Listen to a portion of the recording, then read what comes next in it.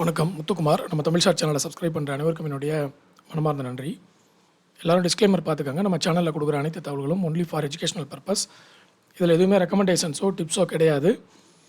நான் வந்து SEBI registered analyst கிடையாது. அதனால் before investing consult your financial advisor.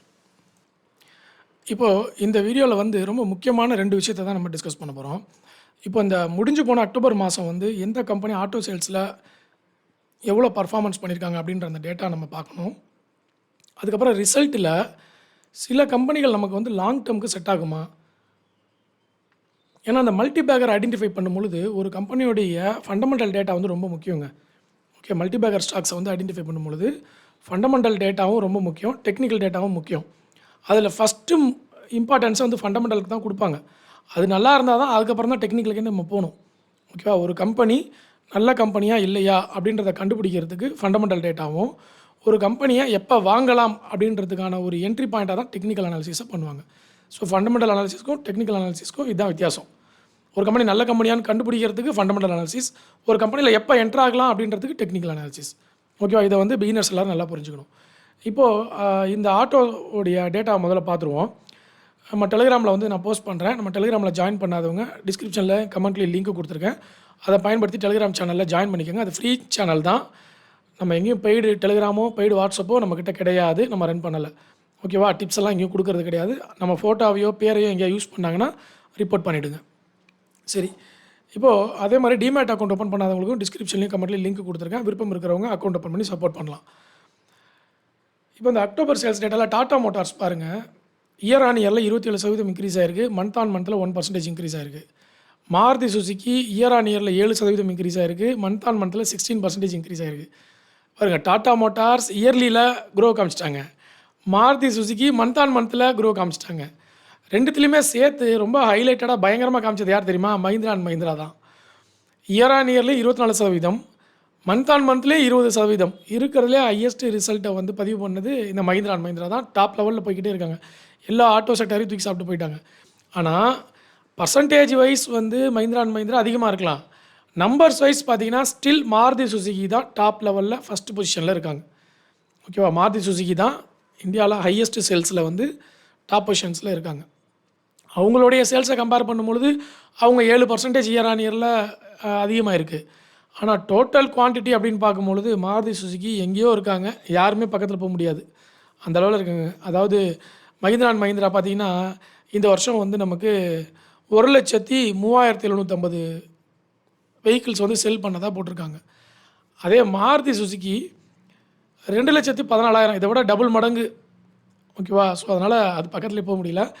அடுத்தது உண்டாய் 70,000 வந்து இந்த வருஷம், போன வருஷம் வந்து 70,078. அதனால் என்ன பண்ணியிருக்காங்க, இயர் ஆன் இயரில் மேஜர் சேஞ்சஸ் இல்லை, மந்த் ஆன் மந்தில் 1% மைனஸ், அதுவும் மேஜர் சேஞ்சஸ் இல்லை.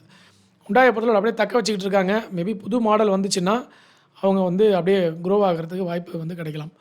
அடுத்தது கன்சியூமர் வெஹிக்கிள் செக்மெண்ட்டில் பார்த்திங்கன்னா ஐச்சர் மோட்டார்ஸ் இயர் ஆன் இயரில் 13%, மந்த் ஆன் மந்தில் 6%. டாடா மோட்டார்ஸ் 10%, மந்த் ஆன் மந்தில் 5%.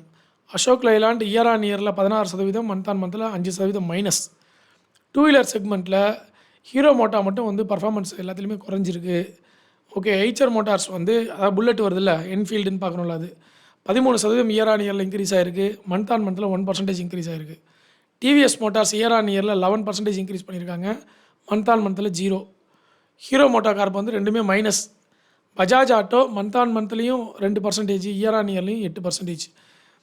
ஸோ இதில் வந்து ஐச்சர் மோட்டார்ஸும் பஜாஜ் ஆட்டோவும் கொஞ்சம் பெட்டராக வந்து நிற்கிறாங்க. டிவிஎஸ் மோட்டாரும் பெட்டராக இருக்குது இயர் ஆன் இயரில். ஆனால் நம்பர்ஸ் வைஸ் யார் அதிகம் அப்படின்னு பார்த்தீங்கன்னா ஹீரோ மோட்டா தான் நம்பர் 1ல் இருக்குது. அது மைனஸில் இருந்தாலும் சேல்ஸில் வந்து அதிகமாக இருக்கிறது ஹீரோ மோட்டா தான். 2வது இடத்துல டிவிஎஸ் மோட்டார்ஸ் இருக்குது. 3வது இடத்துல பஜாஜ் ஆட்டோ இருக்குது. லாஸ்ட்டில் தான் வந்து ஐச்சர் மோட்டார்ஸோட புல்லட் இருக்குது. ஏன்னா அதனுடைய மொத்த சேல்ஸே 1,22,000 தான். Bajaj auto 4,92,000, hero motor 6,47,000 vehicle, TVS motor 5,26,000 vehicles வந்து சேல் ஆகிருக்கு.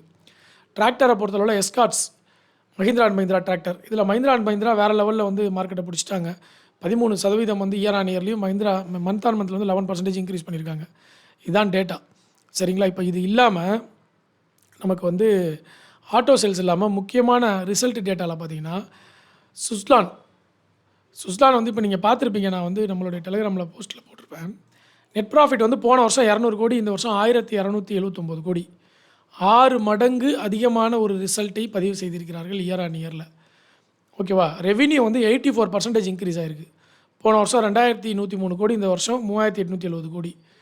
ஓகேவா? மார்ஜின் வந்து 4.6% இன்க்ரீஸ் ஆகிருக்கு. ஸோ எக்ஸலண்ட்டான ஒரு ரிசல்ட்டை 6 மடங்கு ரிசல்ட்டு வந்து லாபத்தோடு பதிவு பண்ணியிருக்காங்க சுஸ்லான். அது இல்லாமல் அவங்களுடைய மேனேஜ்மெண்ட் என்ன சொல்லியிருக்காங்கன்றதை பாருங்கள். சுஸ்லான் டெலிவர்டு வந்து அவங்களோட ஹையஸ்ட்டு Q2 டெலிவரி பண்ணியிருக்காங்க. ஆனால் அவங்களுடைய டார்கெட் என்ன கொடுத்துருக்காங்க பாருங்கள்.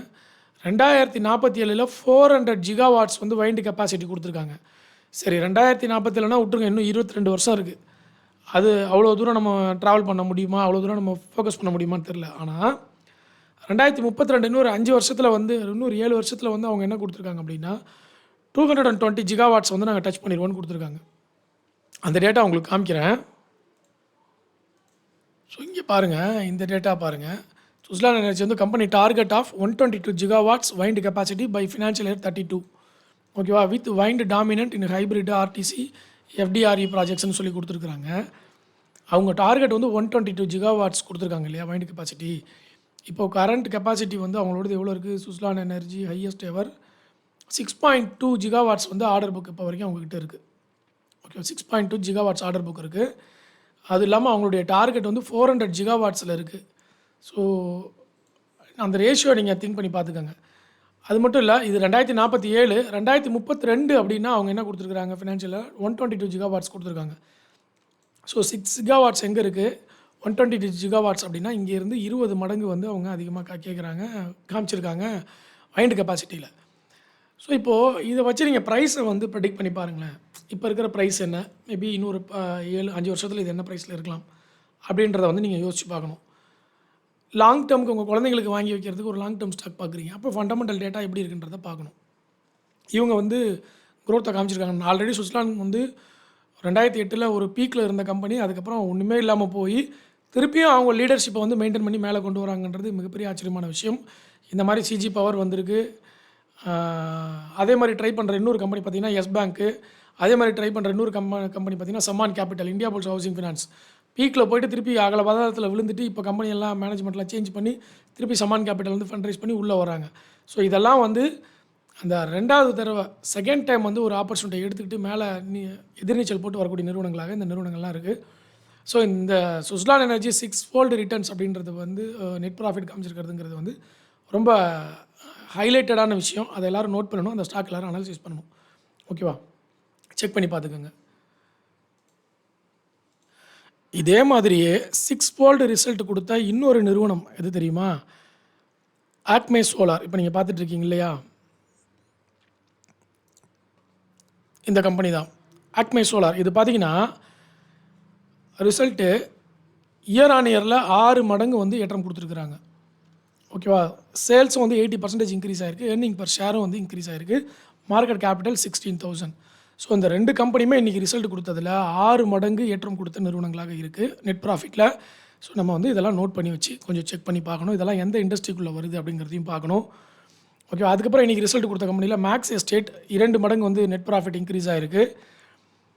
ஓகே, அதே மாதிரி எல்லாமே இதில் சேல்ஸ் இன்க்ரீஸ் ஆகிருக்கு. எர்னிங் பர் ஷேர் 2 மடங்கு இன்க்ரீஸ் ஆகிருக்கு. ரூட் மொபைல் டவுனில் போயிருக்கு, நெட் ப்ராஃபிட் டவுனில் போயிருக்கு, எர்னிங் பர் ஷேர் டவுனில் போயிருக்கு. ஆரியன் ப்ரோ சொல்யூஷன்ஸ் பார்த்தீங்கன்னா நெட் ப்ராஃபிட் 21% வந்து இன்க்ரீஸ் ஆகிருக்கு. எர்னிங் பர் ஷேர் 21% இன்க்ரீஸ் ஆகிருக்கு. கன்சாய் நேரோலக் 5% நெட் ப்ராஃபிட் இன்க்ரீஸ் ஆகிருக்கு. சேல்ஸ் வந்து இன்க்ரீஸ் ஆகலை. எர்னிங் பர் ஷேர் 5% இன்க்ரீஸ் ஆகிருக்கு. இதெல்லாமே இயர் ஆன் இயர் டேட்டா.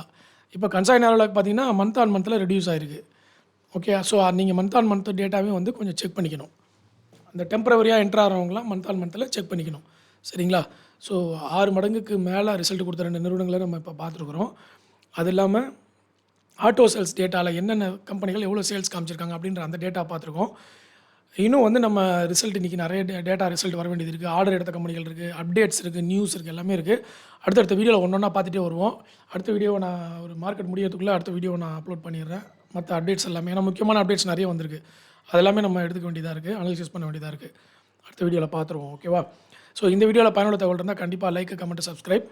முக்கியமாக டெலிகிராமில் ஜாயின் பண்ணிக்கோங்க. டிமேட் அக்கௌண்ட் ஓப்பன் பண்ணாதவங்களும் நம்ம லிங்கை பயன்படுத்தி அக்கௌண்ட் ஓப்பன் பண்ணி சப்போர்ட் பண்ணுங்கள். உங்களுடைய நண்பர்களுக்கு ட்ரேடிங், ஸ்டாக் மார்க்கெட், இன்வெஸ்ட்மெண்ட்ஸ் அதில் இருக்கிற சர்க்கிளுக்கு வந்து நம்ம வீடியோஸை ஷேர் பண்ணுங்கள். நன்றி, வணக்கம்.